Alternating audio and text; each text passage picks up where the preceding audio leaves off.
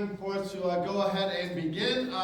Just to remind ourselves, I think I may have misspoken last time. Your next exam is on the Tuesday following spring break. I think I may have said it was on the Thursday. But you're taking both the practical and the written exam on the same day, which will be on March 12th, which is the Tuesday when we come back from spring break. In other words, 3 weeks from today. Again, we have this week, next week, spring break, then you take your exams.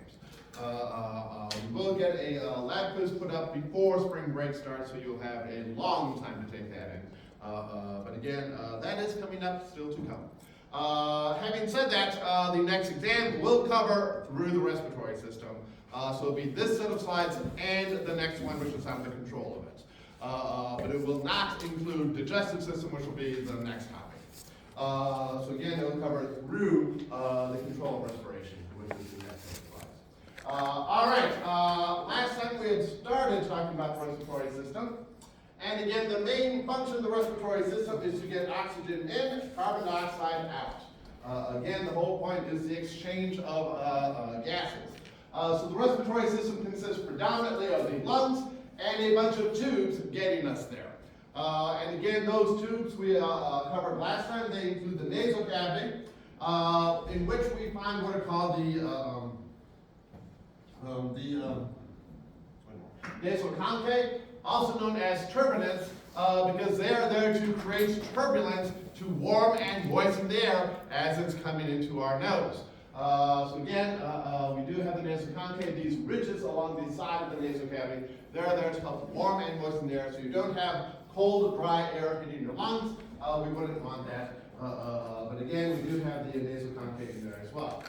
We then pass from there into the pharynx. The pharynx is better known as your throat. We'll take a closer look at it a little bit later. It's divided into 3 parts: the nasal pharynx, the oral pharynx, and the laryngeal pharynx behind those particular portions. Again, this is part of the respiratory system. It is also part of the digestive system, and that food also passes through the same passageway.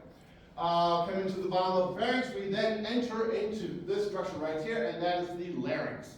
The larynx, the outer portion of that is your diaphragm. This is your voice box. This is where the vocal folds are located, and we'll talk more about that again in a few more slides.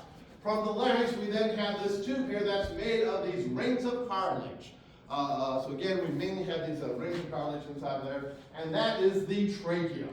And the point of the trachea is to bring the air down into the thoracic cavity, where we then divide into the 2 primary bronchi. And the bronchi then carry the air into the lungs, and the lungs is where the gas exchange will actually occur. So again, here in the lungs, we're going to take the oxygen from the air, get it into the bloodstream. We're going to take the carbon dioxide from the bloodstream, put it into the air, and then breathe it back out. By the way, the flow of oxygen and carbon dioxide is by diffusion. It is diffusion that allows the exchange of those gases inside the lungs. All right, so those are the air passages. And to make all this work, we have the muscles of respiration, the primary one being the diaphragm. The diaphragm runs along the bottom of your rib cage. It is a dome-shaped muscle.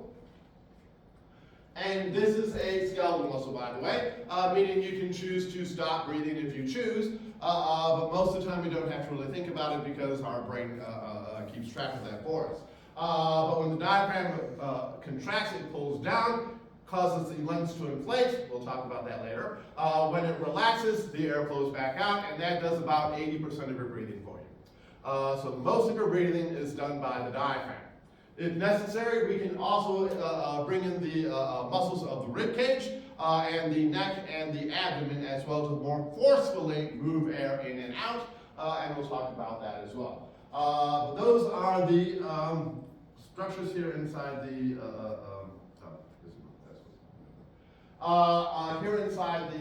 respiratory system. You'll notice we have this little flap right here. This is called the epiglottis. That is there to close this off when you swallow.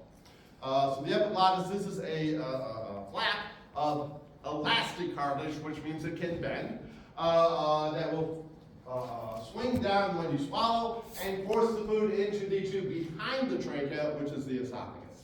And the esophagus then comes down into your stomach. Again, the epiglottis is there to cover up the openings of the larynx when we breathe, when we swallow.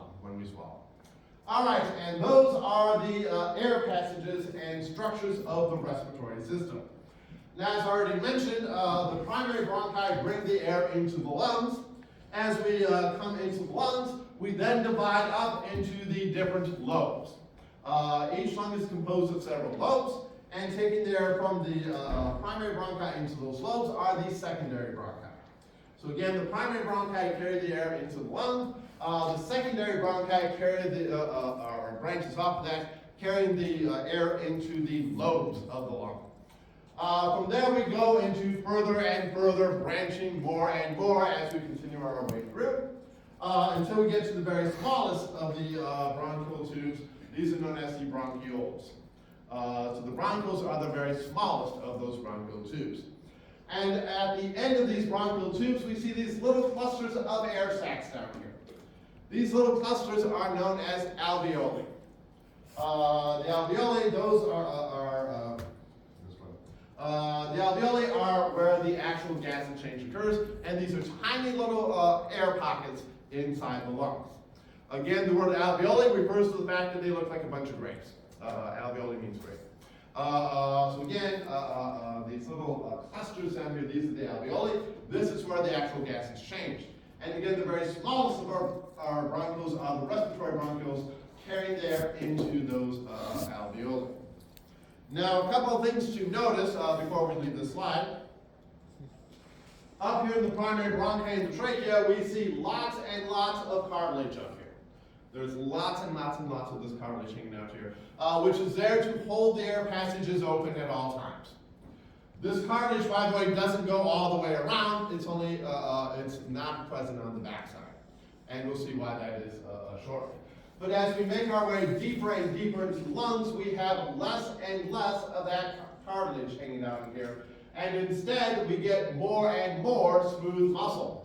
So again, when we get down into the bronchioles, we have lots of smooth muscle down here, very little cartilage. Up here, almost no smooth muscle, lots of cartilage. In between, something in between.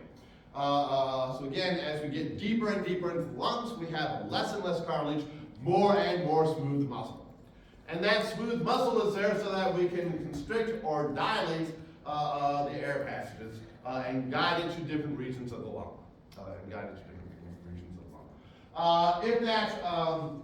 If the smooth muscle, by the way, suddenly spasms and tightens up on you, that's what asthma is. Asthma is spasming of these. And then it's hard to breathe, making it more difficult to breathe due to that. All right. So that's what it basically looks like. By the way, if we were to take this highly branched structure here and turn it upside down, hold it by the trachea, would look something like a tree or a bush. So we refer to all this branching structure as the bronchial tree. So when people refer to the bronchial tree, they're talking about the bronchial tubes and how they branch apart. And as we go deeper and deeper into the bronchial tree, we get less and less cartilage, more and more smooth muscle. More and more smooth muscle as we get there. At the very ends of the bronchial tree, we have the alveoli, which is where the actual gas exchange occurs. And we can then divide the respiratory system into two broad zones. First of all, we have what is known as the conducting zone. And the conducting zone is getting air from the outside deep into the lungs. And then we have what is known as the respiratory zone, and this is where actual gas exchange occurs. So the actual gas exchange occurs in the respiratory zone, and that is the alveoli and the respiratory bronchioles. So again, from basically here down is the respiratory zone. The conduction zone is just the air passages getting us into here. So we don't have gas exchange occurring in the conducting zone. We have to get all the way down into the respiratory zone before we see actual gas exchange occur. Again, we do see all these alveoli hanging out down here. There's a bunch of them. And you'll notice they are surrounded by capillaries, blood capillaries hanging around them. And again, this is where our gas exchange is going to occur. So again, the respiratory zone, that is where the gas exchange occurs, and that includes the respiratory bronchioles to the very smallest of the bronchial tubes, and the alveoli.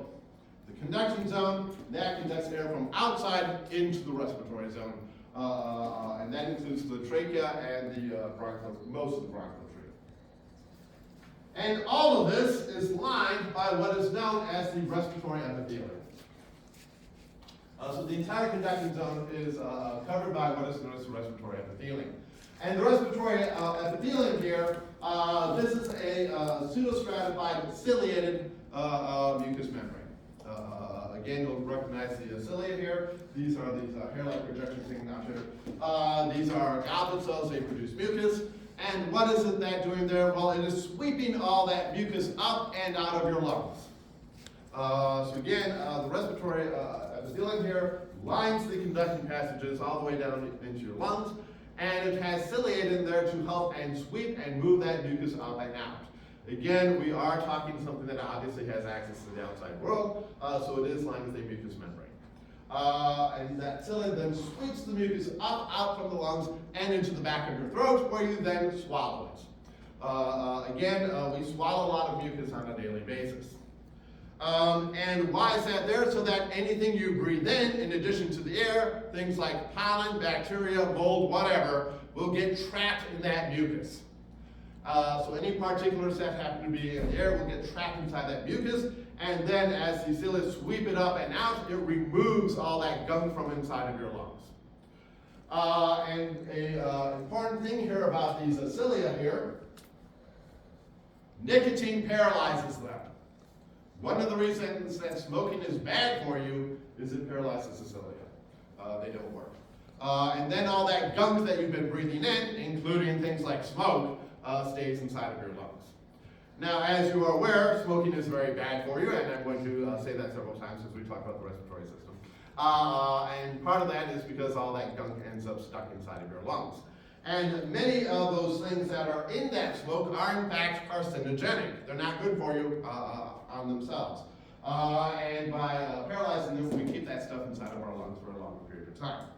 Which then means if you stop smoking, what happens? You get sick? Why do you get sick? I wouldn't really say getting sick. But if you run across somebody who decides to stop smoking, which is a good idea, by the way, for the first week or so afterwards, they are hacking and coughing an awful lot because the cilia start moving again. And they start bringing all this gunk out of our lungs again, and meaning we are now getting much mucus piling up in the back of our throat, and making them hack and cough a lot. So for the first week or so following when you try to stop smoking, it's going to be pretty miserable.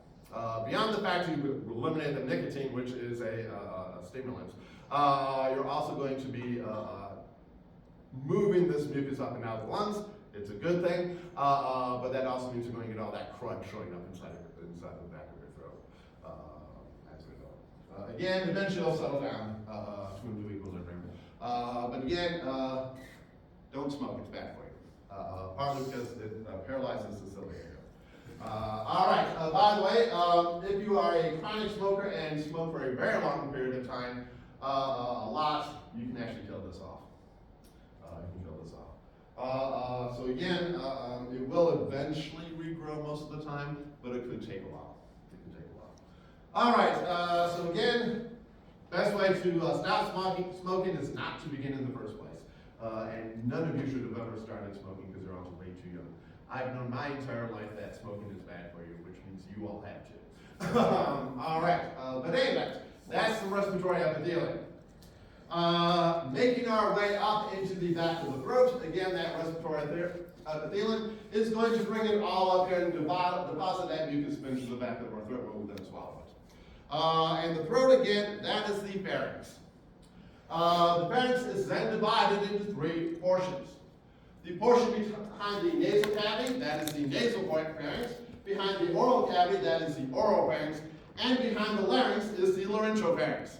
Should be fairly obvious. So again, we have the oropharynx, the nasopharynx, and the laryngopharynx, not in that order. And that's how we're going to divide the pharynx. Again, this is your throat. This is a passageway both for air and for food. Food and drink also pass through here. Coming down here into the laryngeal pharynx down here, you'll notice we have an opening right here. That goes into the air passages, and then the opening back here, that's into the esophagus. The esophagus is the tube that goes down to your stomach, and the larynx here goes down into your lungs eventually. The opening here into the larynx, that is known as the glottis. That is known as the glottis. So the epiglottis, epi means on top of it, it folds and covers the glottis when you swallow. Again, you want food going this way, you don't want it going this way. Because again, bad things happen. Alright. And we then enter into the larynx, which looks something like this. The larynx is in fact a series of bands of cartilage. And we have several of these large bands up here, first of all, and most of this in here, most of this is hyaline cartilage. Most of this is your regular everyday run-of-the-mill cartilage. And the most prominent of these is what is known as the thyroid cartilage. That's better known as your Adam's apple. That's the thyroid cartilage. Thyroid means shield-shaped. The thyroid gland sits below it. The thyroid gland sits about here. This is where the thyroid gland would be. So again, the thyroid cartilage is the outer portion of the larynx, and it is there to protect the outside of it. Below that, we have what's called the cricoid cartilage down here.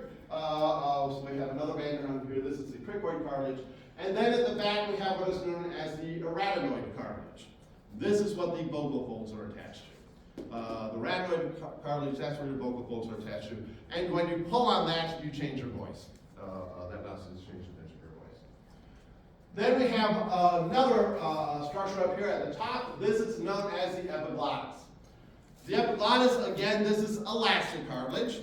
And it is there to fold down and cover the glottis, the opening to the larynx, when you swallow. Again, it bends over and then swings back up.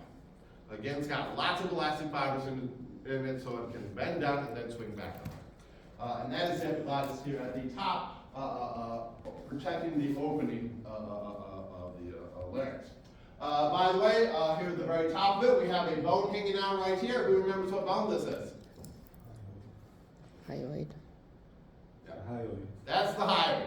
The hyoid sits here at the top of the larynx, where it's keeping it open, holding it open at all times, and providing an anchorage for a whole lot of muscles in the back. I'm sure you all remember. So we move on. But anyway, that's the hyoid at the top of this structure. Now, if we look down into it, it looks something like this. And we're now looking down into the top of the larynx. And we see these two folds here coming in from the side. So this is the epiglottis hanging out over here. This would be the hyoid over here. And we can see over here we have these folds coming in from the side. Those are known as the vocal folds. If I switch back one slide here, you can see here that we have in fact two ridges down here. The true vocal folds are the ones on the bottom. These are the false vocal folds over here. They're not involved. The true vocal folds are the bottom ones, and we'll point this out in the lab. And they look something like this. And what happens if we bring them together and force air through them, they vibrate.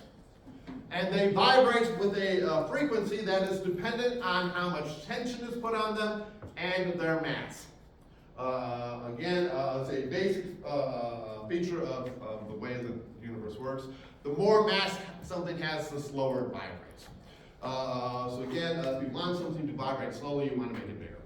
So again, anyone who's ever played like a xylophone knows the bigger bars are the lower tones. It's because of the mass. The reason that men have lower voices than women, men have larger larynxes in general. Children have high squeaky voices because they have smaller vocal folds. And the other thing is, how much tension do we put on them? The more we pull on them, the higher the pitch goes. So if you want to talk with a nice high squeaky voice, we're putting a lot of strain on these vocal folds, and that is causing the voice to go up. If we relax them, the pitch drops. So by manipulating how much pressure we put on here and how forcefully we push the air through them, we can produce a lot of different sounds with our vocal folds here.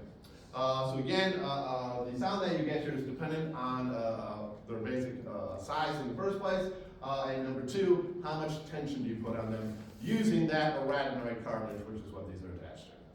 There's muscles in there that pull on it. There are little muscles in there that pull on it. And those are the vocal folds. They're responsible for creating that basic sound that we use to speak with. All right, we then manipulate that sound using the tongue and the lips and various other structures in the mouth. All right, so those are the vocal folds. When you're not speaking, by the way, we open them up so air can just easily flow in and out. So we're partially obstructing our air. Okay, moving down, we then come into the trachea. And you'll notice here the trachea has these nice bands of hyaline cartilage here. And if you feel your trachea down here, you can feel those bands. You can feel those different bands down here. And again, these are bands of hyaline cartilage there to hold it open all the time. But in fact, they don't go all the way around. These are C-shaped bands. These are C-shaped bands of cartilage. The back side is, I want to say it's open, but it doesn't have cartilage on the back. So the trachea itself is sort of D-shaped. But again, as we move from the trachea, we then go into the primary bronchi, and then into the secondary bronchi, tertiary bronchi, etc., as we make our way down through here. But if we take a cross-section through the trachea, it looks something like this. And you can see here, we have this nice band of hyaline cartilage hanging out here. Here's that respiratory epithelium here on the inside, and there's the esophagus behind it. The esophagus then sits behind it. If you're wondering what's sitting on the other side of the esophagus, the spine. So the backbone is on the other side of the esophagus. So why do we have why don't we put cartilage across the back here? Well, because of the esophagus. When you swallow, most of the time, your esophagus is closed and it's flattened out. When you swallow, it needs to open up so food can pass through. And for it to open up, it needs to expand somewhere. But again, the trachea is sitting right in front of it. It can't go backwards because there's bone behind it. Again, it's right, the spine is right behind it. So when you swallow, the esophagus bulges out into the trachea. When you swallow, the esophagus bulges out into the trachea. Therefore, we cannot have that back filled with something rigid. It needs to be flexible on the backside so that the esophagus can bulge out when you swallow. In other words, when you swallow, you don't breathe as well. You can't breathe as well because you're partially obstructing the trachea when you do this. Again, if you're running a marathon, that's not the time to eat a big meal because things will just go wrong. But again, the esophagus bulges out. It has to go forward because there's no place behind it for it to go. It's hollow behind it. So again, the back of the trachea just has this membrane across the back of it, so it is flexible on the backside. The rest of it is surrounded by this hyaline cartilage, making it nice and rigid. And again, we don't use a solid tube here because it needs to be flexible, so as we move our necks around, it can move. So again, we have these bands of cartilage, hyaline cartilage in there, holding it open, giving it some stiffness, but we need to keep the back flexible. The back needs to be flexible. And that is what the trachea looks like. And again, you can see we have the respiratory epithelium on the inside of it. All right, that is what the trachea looks like at the bottom of the trachea. Again, going back a slide. It then divides into the two primary bronchi. Where this occurs, by the way, right here's where your heart is. This occurs right behind the heart, right behind the top of the heart. That's where the two bronchial tubes divide. We'll be looking at this in the cats, I think next week. But again, take a look to see where these bronchial tubes divide apart. It's just behind the heart. It's right behind the heart. Just above the heart. All right. The two primary bronchi carry the primary bronchi, by the way, look a lot like the trachea. They look a lot like the trachea. And we then enter into the lungs.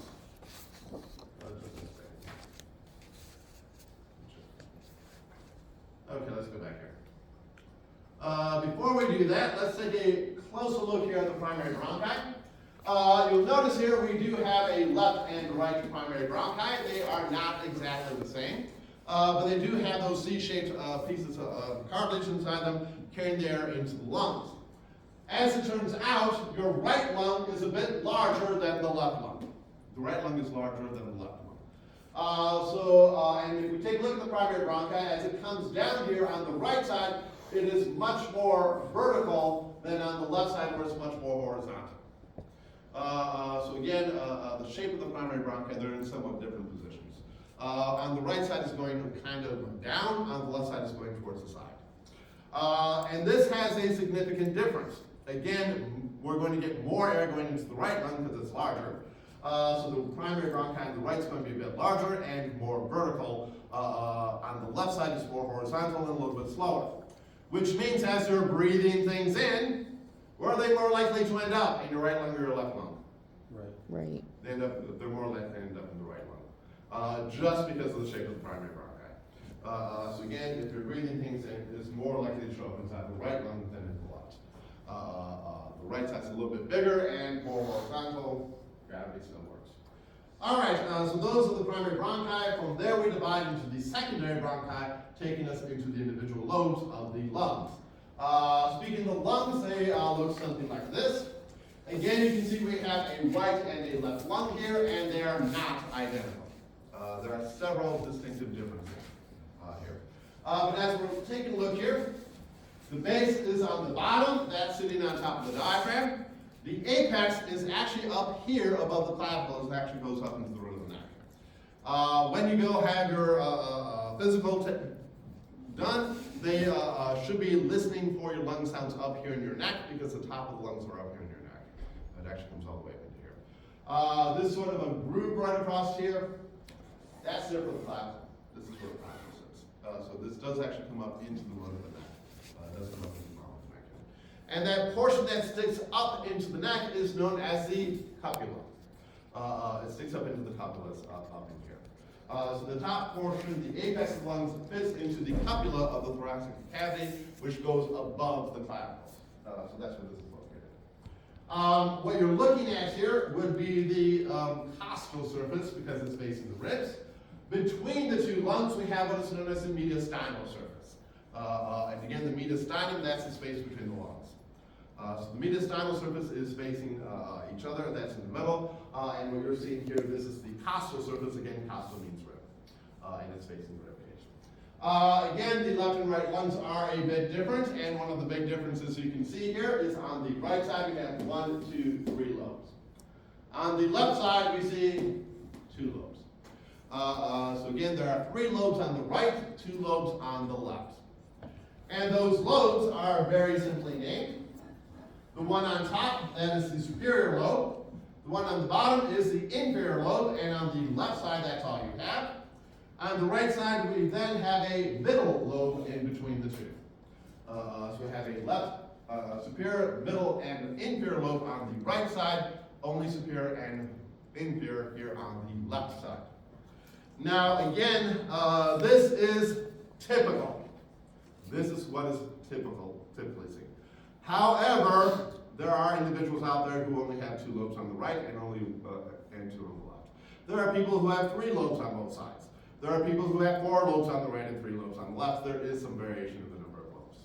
But again, most of us have 3 on the right, 2 on the left. 90% of us or so have 3 on the right, 2 on the left, but there is some variation in here. And the most common variation is a 3rd lobe on the left. There are people with 3 lobes on the left. So again, 10-15% of the population, something like that. This arrangement will be a little bit different. When we get our cats out, by the way, they have 4 lobes on the right and 3 lobes on the left. They have more lobes. So when we get to our cats, we'll see a different number of lobes here. They have more lobes. All right, so again, we have a superior, middle, and inferior lobe on the right, a superior and inferior lobe on the left, and they're separated by fissures. Again, a fissure is a deep cleft. We have the oblique fissure separating the superior and inferior lobes on the left lung. That is an oblique fissure. Why is it called oblique? Because it's in an oblique plane. On the right side, the oblique fissure is separating the inferior lobe from the superior and middle lobe. And then separating the superior and middle lobes, we have a horizontal fissure in the horizontal plane. So again, we have oblique fissures in an oblique plane and a horizontal fissure in the transverse plane or horizontal plane. on the right side. And again, a fissure, a deep cleft. So we have these fissures separating the lungs into these different lobes. Then on the left side, we have this little cutout here. And what's that doing there? Because that's where your heart sits. Your heart sits there. And that is known as the cardiac notch. Again, the reason the left lobe is, the left lung is a little smaller is because the heart sits a little to the left. So the heart sits a little to the left, and we have a notch hanging out here. That is the cardiac notch, and it is found only on the left side because the heart sits a little bit to the left. So again, that's the cardiac notch. Then we have an extension of the superior lobe of the left lung coming around the bottom of the heart called the lingula. Lingula is Latin for little tongue. So you have a little tongue-like extension that wraps around the bottom of the heart here on the left side. And that is known as the lingula down here. And those are what the lungs look like from a fairly gross standpoint. So looking at these, that is what our lungs look like here. So again, 3 lobes right, 2 lobes left, fissures separating the lobes, and then on the left side, and only the left side, we have a cardiac notch and a little tongue, the lingula, coming around the bottom of the heart. If we now take a look at the mediastinal surface, that's the inner surface, the one facing the middle, you can see here we have what is known as a hilus of the lung. Again, a hilus, we've seen a hilus before. Many structures have a hilus on them, including the lungs. And a hilus is a bare area where tubes go in and out. It is a bare area where tubes are going in and out. Again, we saw this. The kidneys also have a hilus. But many organs have a hilus, and it's where the tubes go in and out. That's where the tubes go in and out. Because again, the lungs are covered by a membrane. These are surrounded by what is known as the pleural membranes. So the pleura are the membranes. It is a serous membrane that is surrounding the lungs. The visceral The visceral pleura sit directly on top of the lungs themselves. The parietal pleura sits on the inside of the thoracic wall, and there's a thin film of serous fluid in between them to allow them to slide past each other. But again, if we want things to go in and out of the lungs, we need to have a bare area here, and that's what the hilus is. It is a bare area where tubes are going in and out. So what are the tubes going in and out here?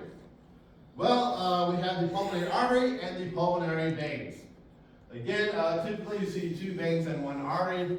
Some variation in exactly how many veins and arteries would be here. But again, we see that single pulmonary artery, which is shown here in blue. Why is it in blue instead of in red? Because it takes deoxygenated blood. Exactly. Because in the pulmonary circulation, the arteries are carrying deoxygenated blood, the veins are carrying oxygenated blood. Again, you've had an exam on this. So again, the pulmonary arteries are shown in blue, the pulmonary veins, again, typically two on each side, could be 3, are shown in red, because they're carrying oxygenated blood back to the heart, which is right in the middle here. But the hilus, that is this barrier. We then have one more tube here, and that's the primary bronchi. The primary bronchi is also coming in here as well, carrying air in and out. So again, the pulmonary artery is carrying the blood in, pulmonary veins carrying the blood back out, and the primary bronchi are allowing the air to flow in and out of the lungs. And that is what is here at the hilus of the lungs on the mediastinal surface. Now, once again, if we take a look at this, the lungs themselves are surrounded by the pleural membranes, or the pleura. So the pleura are the membranes that are surrounding the lungs, and in between the two, we have what is known as the pleural cavity. Just as we had a pericardial cavity around the heart, we have a pleural cavity surrounding the lungs. And in life, this space does not exist. In life, the parietal and visceral layers of the pleura are directly against each other because there is negative pressure inside of here.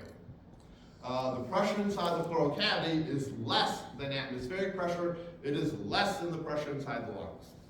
And that's important because that's going to suck the lungs and keep them tight against the walls of the cavity here. and there's just a thin film of fluid that is in this space here. There's just a thin film of fluid here.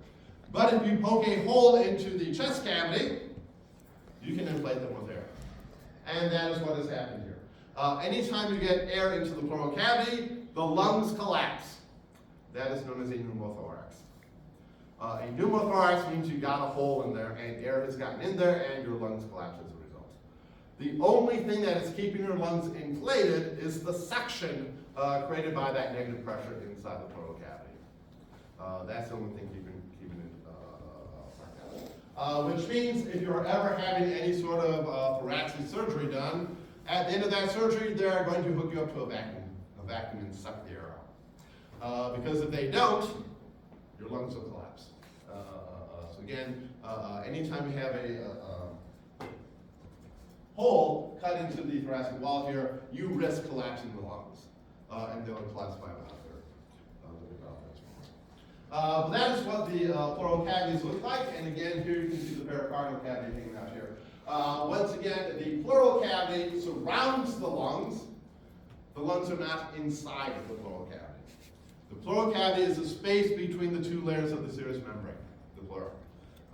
So it surrounds the lungs. The lungs are not inside of it. All right. And again, any questions on the pleural? All right, so those are the pleural cavities. Again, they are lined by a serous membrane, and in life they are collapsed. Again, there's a negative pressure inside there, keeping the lungs inflated.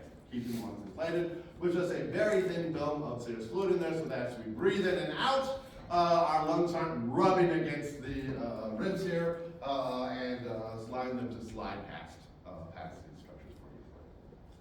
All right, if we take a closer look into our lungs and go all the way down to the alveoli, these are again small little air-filled sacs. And once again, this is where gas exchange occurs. This is where the actual gas exchange will occur.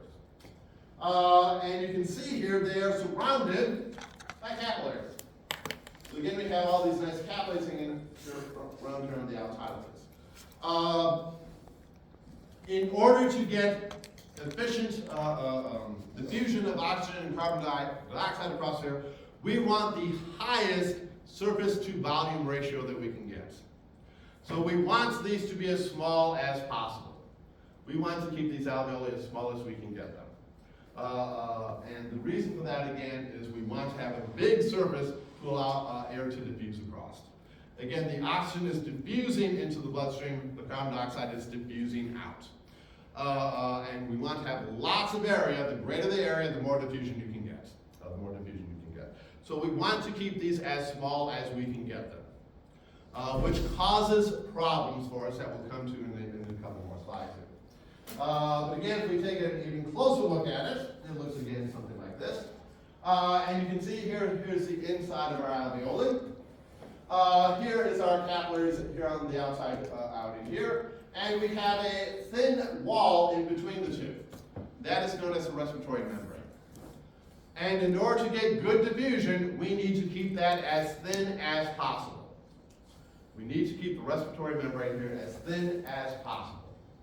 Why? Because diffusion works great over very short distances. The longer the distance, the less diffusion is going to work for us. So we want to keep this as thin as possible. But when we're looking at that, there are in fact a number of structures that we have to get through. Working our way from the inside of the alveoli into the blood, first we have to encounter the walls of the alveoli, which are the thin squamous epithelium on the inside. Then we have the basement membrane for the alveolus. Then we have some connective tissue holding things together. Then we have the basement membrane of the capillaries, and then the endothelial cells of the capillaries themselves to get through here. Which means we have a lot of layers that we have to get through here.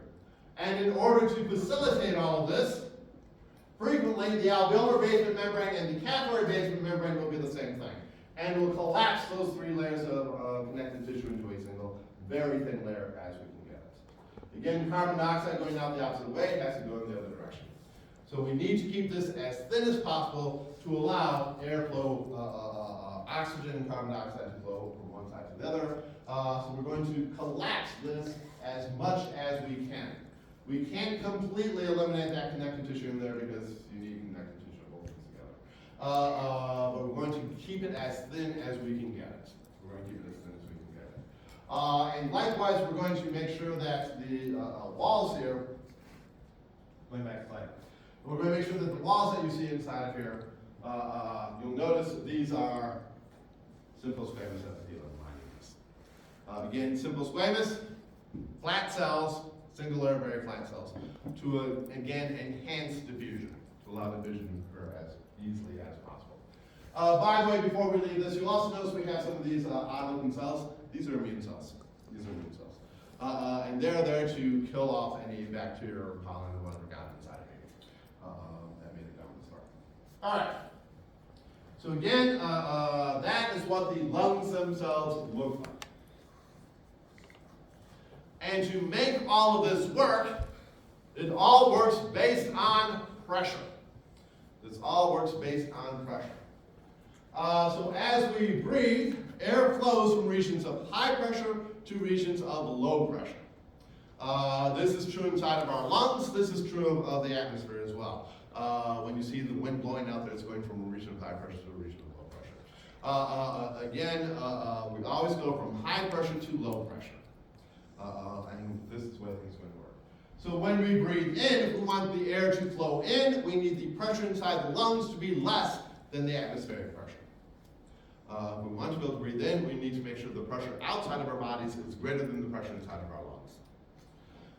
To breathe out, that is known as expiration. By the way, inspiration is breathing in, expiration is breathing out. To breathe out, we need to increase the pressure inside of our lungs higher than the atmospheric pressure. So again, air is always going to flow from high pressure to low pressure, and we can't really change atmospheric pressure. It is what it is. That's your barometer, by the way. Barometric pressure, that's air pressure. And it varies at different times, depending on the weather. But we can manipulate the pressure inside of our lungs.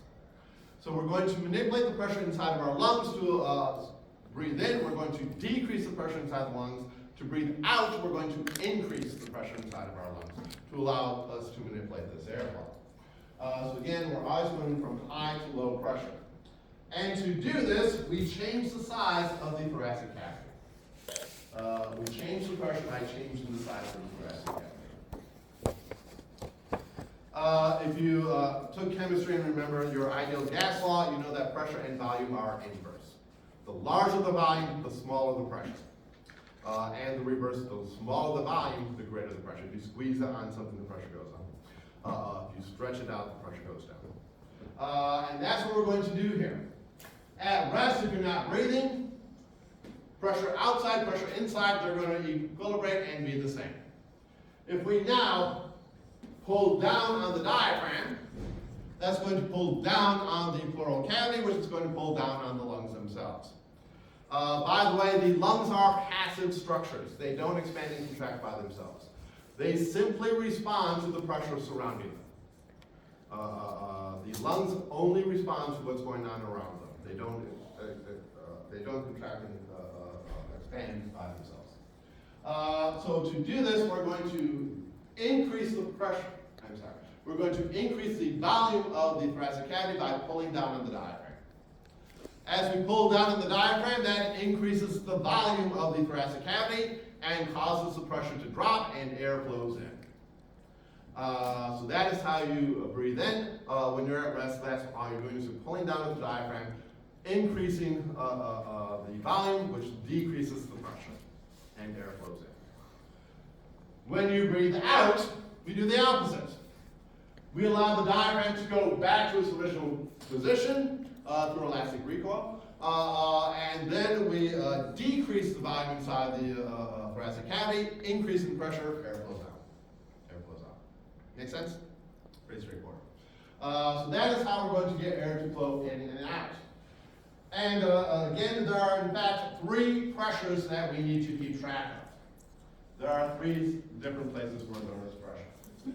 First of all, we have the atmospheric pressure, which is what's outside of the body. We have the intrapulmonary pressure, which is the pressure inside the lungs, specifically inside the alveoli.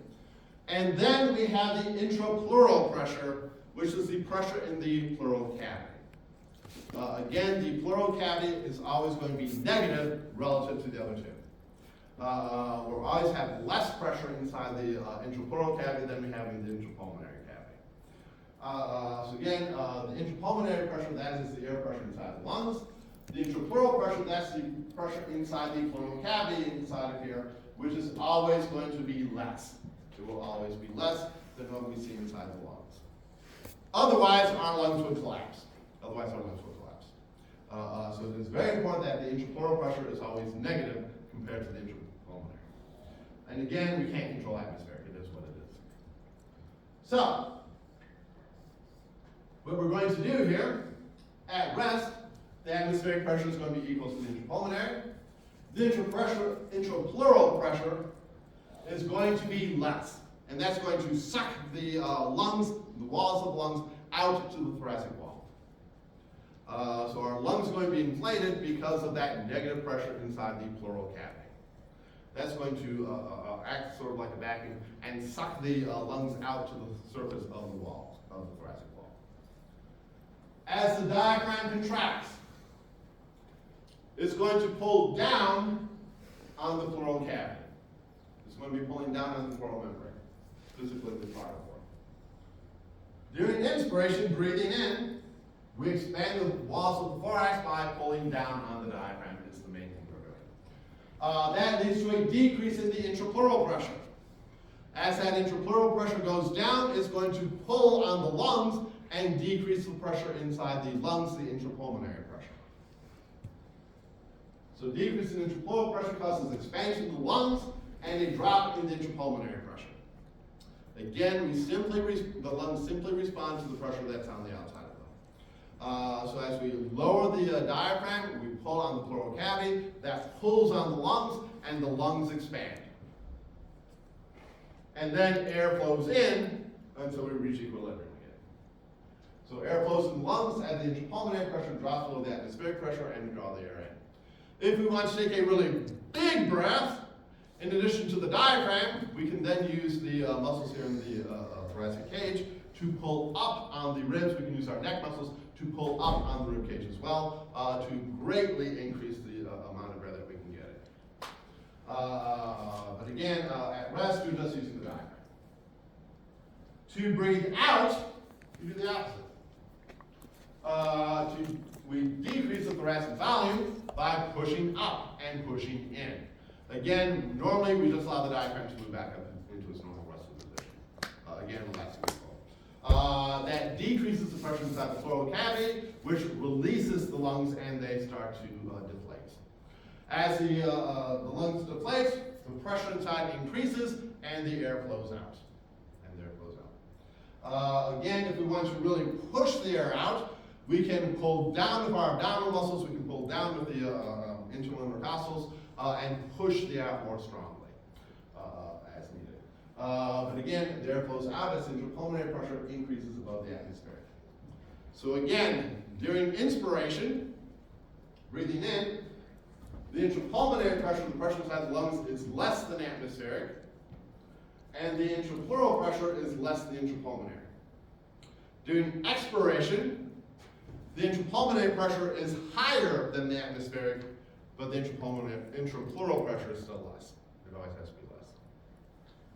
Okay. So again, in order for us to expand and contract the walls of the thorax, we use a variety of muscles to do this. And again, during inspiration, we're using predominantly the diaphragm. So as you're all sitting out there listening to me lecture here, you are using your diaphragm to do all your breathing for you. And the diaphragm is simply moving up and down to force air in and out of the lungs by changing the pressure on the inside. If you need to breathe in really deeply, we can pull up on the ribs using the external intercostals. The external intercostals pull up on the rib cage. The scalenes up here in your neck, you all remember those, right? And the sternocleidomastoid is also attached up in here. So we can use these neck muscles to pull up on the ribs, use the external intercostals to bring the ribs closer together and breathe and greatly increase the volume inside the thoracic cavity as we're pulling down on the diaphragm. But most of the time you're just using the diaphragm. Most of the time you're just using the diaphragm. But if you need to, you want to take a really big breath, we can pull in these other muscles as well. Excuse me. To breathe out and rest, just elastic recall. Just let everything go back to the original position. And air will flow out. But if you want to really force the air out, you really need to yell at your kids really loudly, and you need to force that air out. We can push in with the abdominal muscles down here, and we can use the internal intercostals to pull down on the ribs. So again, during expiration, we use the internal intercostals and the abdominal muscles to pull down. During forceful inspiration, we use the external intercostals and the neck muscles to pull up. But most of the time, it's just the diaphragm. Most of the time, we just use the diaphragm. All right, so those are the muscles involved. And what kinds of pressure changes are we talking about? Not very big. Not very big. So again, looking at here, this is our intrapulmonary pressure here, and we're going from 0 to -1 as we breathe in. As we breathe out, it goes up to +1 millimeters of mercury. Standard atmospheric pressure is 760 millimeters of mercury.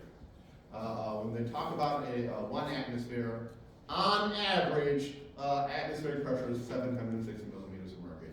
We're talking a change here of 1. So these are very small changes in pressure. These are not big changes. These are small changes in pressure. And you'll notice the intrapleural pressure is always negative. The intrapleural pressure is always less than either the pressure inside the lungs or in the atmospheric pressure. It is always less. It can't go positive because then bad things happen. But that gives us a change in volume here of around half a liter. During a normal resting breath, you're moving about half a liter of air in and out of your lungs. Again, depending on your size, etc. But again, normally, in a normal resting breath, you're moving about half a liter of air. You're moving about half a liter of air. All right. That's the basic idea of what's going on here. Are we clear at this point? We're now going to make it a little more complicated. And we're going to talk about some of the other factors that influence how easily air flows in and out. And one of them is the compliance of the lungs. What do I mean by compliance? How stretchy is it? Compliance is the opposite of resistance. So if you're highly compliant, you can stretch out very easily. If you have low compliance, it's really hard to stretch. So again, high compliance means it's very stretchy, very elastic. If there's low compliance, it's pretty stiff. That would be low compliance. So it's the opposite of resistance. So think like a rubber band. If it's highly compliant, you can stretch it a lot. If it's low compliance, you have to stretch on it a lot. You have to pull on it a lot. But it's the change in volume with change in pressure. It's change in volume with change in pressure. That is how we define compliance. How elastic are things going on in here? Again, a high compliance is a low resistance. High compliance is low resistance to stretch, meaning you can stretch it out. The higher compliance, the easier it is for the lungs to inflate. So again, the higher the compliance, the easier the lungs will inflate, the harder it will be for them to deflate. So we need the compliance to be in the right range so that we can fill them up and have enough elastic recoil to come back down again at the end. And this is determined by a number of factors. Number one, the elasticity of the lung tissue. How stretchy are your lungs? Your lungs are made on an elastic fiber background, but there's a lot of elastic fibers hanging out there. So they're pretty stretchy. They are pretty stretchy. Also, the compliance of the thoracic cage. Again, when we breathe in and out, we're moving the ribs. If your ribs are more rigid, then you have a hard time spreading them apart, hard time breathing in, and hard time moving that. And one thing that sometimes happens as people get older, particularly people with osteoporosis, is sometimes the vertebra in the back will collapse and they'll end up being hunched over. And that greatly increases the resistance, decreases the compliance over the thoracic cage, making it much more difficult to expand the thoracic cage. Or if you have a lot of arthritis going on in your back, that can cause the same problem. So again, this tends to decrease as we age. The compliance of the thoracic cage tends to decrease as we age. And also, and this one I cannot stress enough, surface tension. Surface tension in the alveoli. That is a big, big factor in the compliance of the lungs. And this one means we need to talk a little bit about chemistry and physics. Because where is all this surface tension coming from? Water. As with all tissues, the cells inside the alveoli have to be kept moist. So there is a thin film of fluid on the inside of our alveoli. And what is that fluid? Water. It's mainly water. It's water with some salts in it. It is leaking out of it's the interstitial fluid that's leaking out. However, the way surface tension works, and water has a very high surface tension. Water has a very high surface tension, meaning the water molecules like to be stuck to each other. And the greater the curvature, the more curvature you have, the more they're going to try and stick to each other and form a drop instead of being a nice flat film inside of them. And our alveoli are so small that that surface tension becomes very significant. It becomes a very significant factor, and it's always constantly trying to collapse those smaller alveoli. And if you collapse the smaller alveoli, what's going to happen? Well, there's going to go into large alveoli, and they're going to get bigger. And what's that going to do to our surface to volume ratio? I'm going to throw it off. But again, the interior of the alveoli here, this is nice and wet inside of here because these cells need to be kept moist. And because we have such high curvature, we have such small alveoli, very high curvature, the water molecules are going to try and stick together, and they're going to pull on each other and try and make it even smaller. They're going to keep trying to make it even smaller. And again, this is a basic chemical property of water. It has lots of hydrogen bonding going on there, if anyone knows what hydrogen bonding is. But again, it's always trying to collapse these small alveoli. This is known as the law of Laplace. But the surface tension tends to try to collapse the small alveoli and force the air into the large alveoli, making them get bigger and therefore flatter. Again, I'm not going to go into the law of Laplace. It is in Power of the Fourth Law. So it's I think a chemistry course if you want to learn about it. But the surface tension in there is always trying to collapse. We're trying to always pull those water molecules against each other and form little droplets instead of a nice flat film. And that is a problem with surface tension. And this creates a lot of resistance inside of there. In other words, it greatly reduces the compliance. So we need to break up that surface tension. In order to break up that surface tension, we use a chemical called surfactant. A surfactant is a chemical that will break up the surface tension and make those water molecules less likely to stick to each other. Basically, it gets in the way. Basically, it gets in the way of all that hydrogen bonding. But surfactant in the fluid breaks up the surface tension, and that allows those smaller alveoli to remain open. As it turns out, this is a very significant cause of the resistance to stretch. So again, the surface tension in the lungs is a very big factor. It's one of the major factors in the compliance of the lungs. Whether or not it's producing surfactant. Now, as you are aware, prior to birth, our lungs don't work. So, how much surfactant do you think you're producing before birth? Not a whole lot. Because why? We do not start making surfactant until a couple of weeks before birth. We do not actually start producing surfactant until about a month before birth. Which means if you are a premature infant, what are you lacking? Surfactants. Many premature infants have trouble breathing because of the surface tension, because they aren't producing their own surfactant yet. So again, many premature infants have problems breathing because of that surface tension in the alveoli. What do you do for it?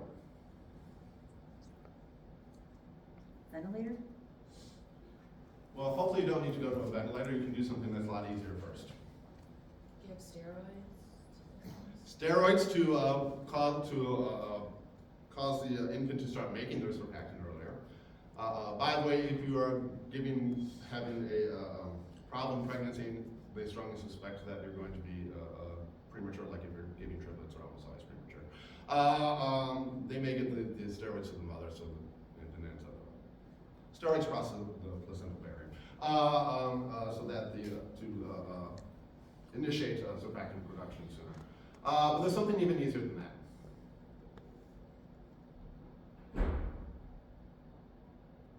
So if you don't have surfactant, what do you want to do?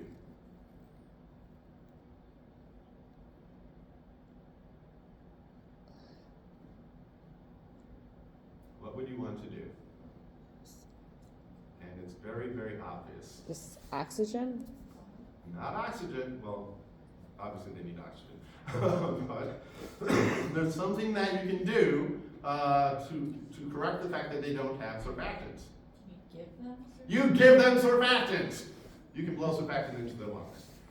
Basically, you blow it in. Give them surfactants. You have them breathe in the surfactants. This is something that you can actually put into like a ventilator and breathe it in and have them breathe it in. You blow surfactant into the lungs, and then they can breathe more easily. You just give them surfactants. You give them surfactants.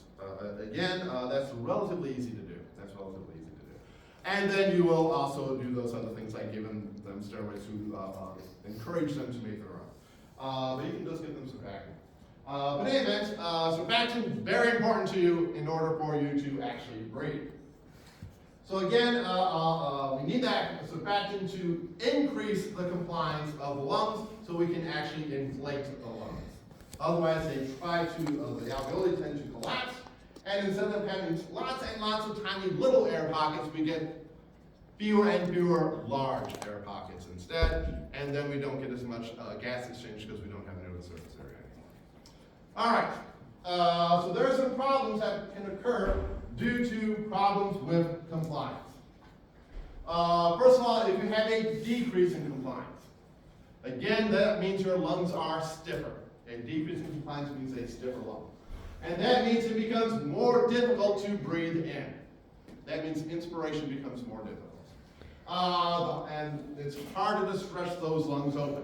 Why could this occur? Well, for one thing, you may not have enough surfactant. So again, a decrease in surfactant production could cause this. Or you could have something like TB, tuberculosis, or pneumonia, and fluid filling up inside the lungs. All of which they're going to make it more difficult to inflate the lungs. But anything that makes it more difficult to inflate the lungs by increasing the stiffness, that is known as a restrictive airway disease. That is a restrictive airway disease. Another thing that can do it is decreasing the size of the rib cage. Again, if you have osteoporosis and the vertebrae collapsing, you're hunched over all the time, it's just really hard to take a big deep breath because not because of the lung tissue, but because of the surrounding rib cage is just too stiff. So again, those are restrictive airway diseases where the compliance is too low. If compliance is too low, it's hard to stretch them open, which means you need to really work at breathing in.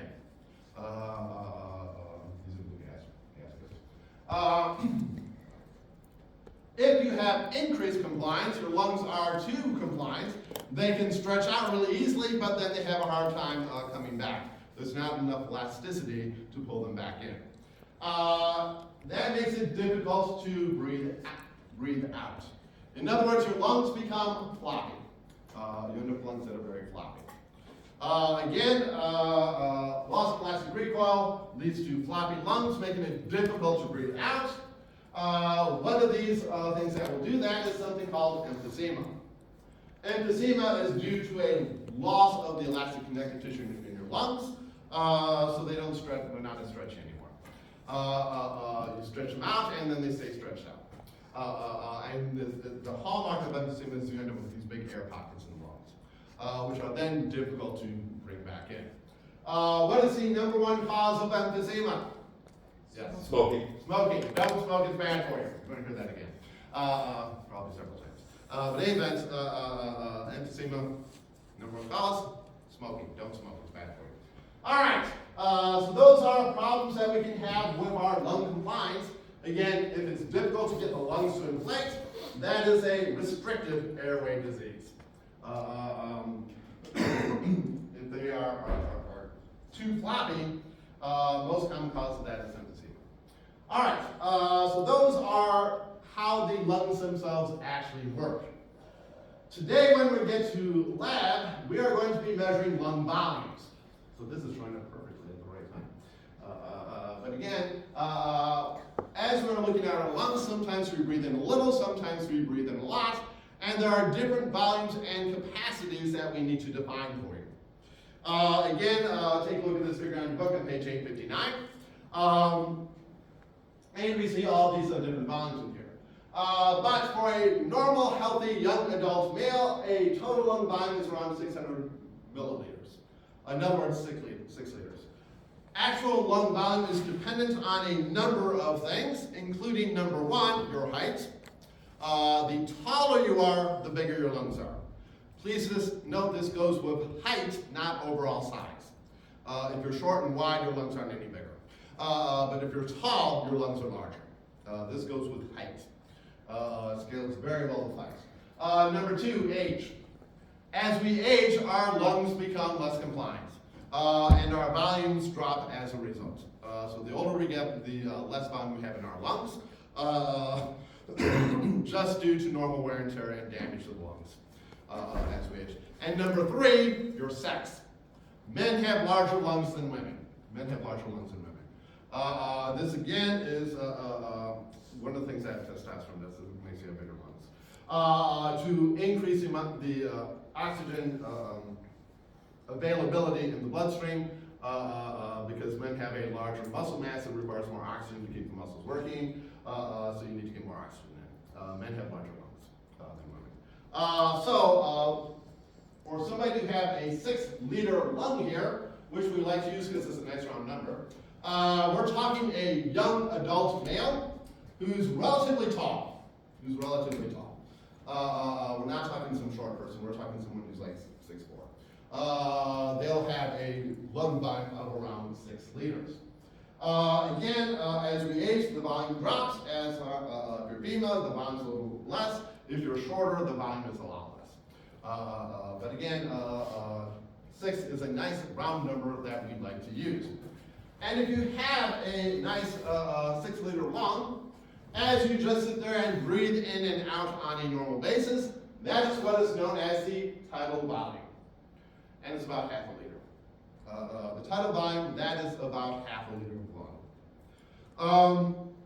And that's the amount of air that's breathing in and out with each breath at rest. That is what is known as the tidal volume.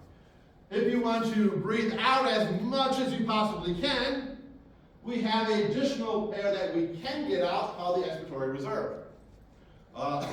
Excuse me, that's the expiratory reserve. However, there's always some volume here that we can't get the air out of.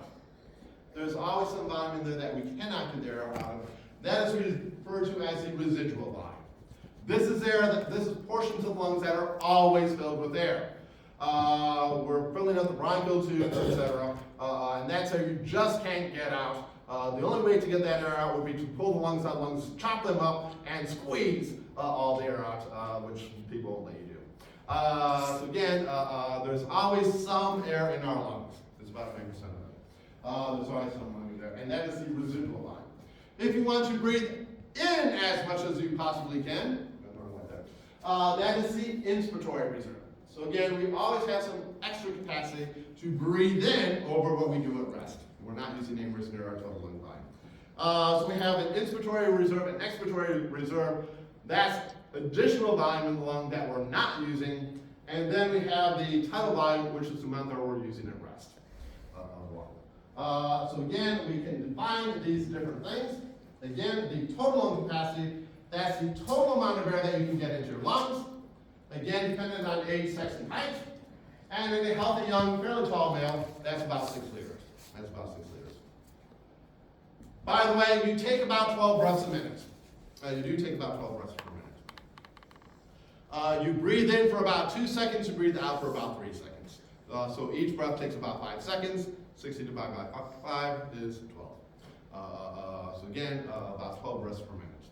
By the way, that 12 breaths per minute, as soon as you become aware that you are breathing, that number is probably no longer accurate. As soon as you are aware of your breathing, and right now I'm guessing that we're all aware that we're breathing. As soon as you're aware of your breathing, you change the way you breathe. And you take deeper and slower breaths. If you want to find out what somebody's breathing rate is, you have to do it when they're not aware that's what you're doing. Because as soon as you're aware that somebody is watching you breathe, you change the way you breathe. And specifically, for the most part, we tend to breathe more deeply and slower. But again, a typical is about 12 breaths per minute. And again, frequently what people do is when they're taking your blood pressure or something, they'll be watching you breathe too. And so you don't notice that they're measuring your breathing rate. But in any event, take about 12 breaths per minute. And from that, we can calculate what is called the minute ventilation. The minute ventilation, that's the breathing rate times the tidal volume. And that is how much air is flowing in and out of your lungs every minute. That's the amount of air flowing in and out of your lungs every minute. So again, if you're taking 12 breaths per minute, and if a tidal volume of half a liter, what's the minute ventilation?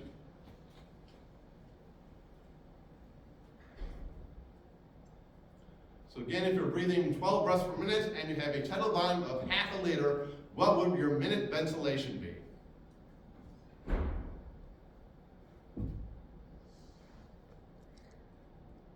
Again, we get it by multiplying the breathing rate times the tidal volume. So if your tidal volume is half a liter and your breathing rate is 12, what is your minute ventilation? 6 liters. Roughly 6 liters a minute. Again, roughly 6 liters a minute is a typical minute ventilation. By your total lung volume. That is about how much you're moving in and out per minute. Again, if you breathe out as much as you can, there is still air left in your lungs, and that is known as the residual volume. So the residual volume is air that you cannot get out of your lungs. And if you go see your friendly neighborhood pulmonologist, and they want to test your lung function, they will tell you to, when you feel like you're ready to pass out, they'll tell you to keep breathing more out. Because again, we don't like to get down to this.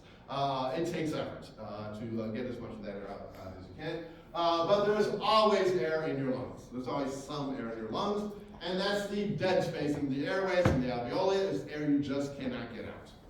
And again, if you got about a 6 liter lung, that's about 1 liters, about 20%. About 20% of your lung volume is the residual volume. Air you just can't get out. Air you just cannot get out. It is always has some air in it. That is the residual volume. The tidal volume is the amount of air that is flowing in and out at rest. And again, if you're talking a 6 liter lung, we're talking about half a liter. About half a liter. That's the total amount of air that's flowing in and out of your lungs with a typical breath. So as you're breathing in and out, we're talking about half a liter. So normally we're using less than 10% of our lung volume. We're only actively using less than 10% of our lung volume. Again, the minute ventilation, that's the breathing rate times the tidal volume rate. By the way, of that air that you're breathing in and out, only about 70% of it actually gets into the alveoli. Only about 70% of it actually gets down into the alveoli. The rest of it is filling in those air passages. It's filling in those air passages, the conducting passages, and not actually getting into the alveoli, and it is not participating in gas exchange. So of the air that you're breathing in, about a third of it is wasted. We're not actually using that third of it. And it's just filling up the air passages. So there's a lot of ants on dead space in all of this. However, if you want to breathe in as much as you possibly can, we have what is known as the inspiratory reserve volume. The inspiratory reserve volume, that's the maximum amount of air that you can get into your lungs after you breathe out. After a normal breath. So again, you take a normal breath, and then you want to see how much of that space is still available to breathe more in. That's the inspiratory reserve. It's about half your lung volume. The inspiratory reserve is about 3 liters, and we're talking about volume here. That's the amount of air that can be breathed in. In other words, this is lung volume that is not inflated normally. This is lung volume that is not inflated at rest. So if you want to, you can breathe all that air in, but normally we don't. Again, if you want to measure this correctly, you're going to be coached and you're going to be told to keep breathing in long after you think your lungs are ready to explode. But again, this is going to be about half of your lung volume, is what is known as the inspiratory reserve. That's the inspiratory reserve. Likewise, there is air that we can get out. That's the expiratory reserve. And that's about 20% of the lung volume. The expiratory reserve, that's the maximum amount of air that can be exhaled below a normal breath. In other words, this is air volume that is normally inflated all the time. Normal lung volume that's normally inflated all the time, but you could breathe it out if you wanted to. So this is air that could be breathed out, but normally you don't. And that's the expiratory reserve. And again, that is what is known as the expiratory reserve volume. Again, there's always another bunch of air hanging out inside of your lungs below that amount, which is the residual volume. All right, so those are the different volumes that we can look at. Make sure on an exam, again, coming up right after spring break, that you can understand what these different volumes are or what they mean. And we'll be trying to measure some of these in lab today. We'll talk about when we get to lab. We can then combine these to get what are called lung capacities. We can then combine these in different ways to come up with what are called lung capacities. We can talk about the inspiratory capacity. And that's the total amount of air you can breathe in following a normal exhalation. In other words, it's the inspiratory reserve plus the tidal volume. So the tidal volume plus the inspiratory reserve volume, that is the inspiratory capacity. The functional residual capacity, that's the expiratory reserve plus the residual volume. In other words, the total amount of air that is normally inside of our lungs all the time. Some of it we can breathe out, some of it we can't. This is, by the way, what makes the high maneuver work, because we're packing that air anyway. Or we can talk about the vital capacity. And the vital capacity, again, that's the total amount of air that can breathe in after you completely empty your lungs. In other words, it's the total volume minus the residual volume. It's everything but the residual volume. Or another way to put it is the tidal volume plus the inspiratory reserve plus the expiratory reserve. That's the total amount of air that you can move in and out of your lungs at any given time. That is known as the vital capacity. That's your total working capacity of the lungs. So again, on an exam, please make sure you can calculate these different things. Make sure you know what the definitions are, because I guarantee you will be asked at least a couple of these on an exam. Having said that, I think this is probably a good place to stop. We do have a couple minutes, but I think this is a good stopping point. And we'll continue on and talk more about the lungs on Thursday. And talk about how we're going to regulate all of this as well. All right, any questions at this point?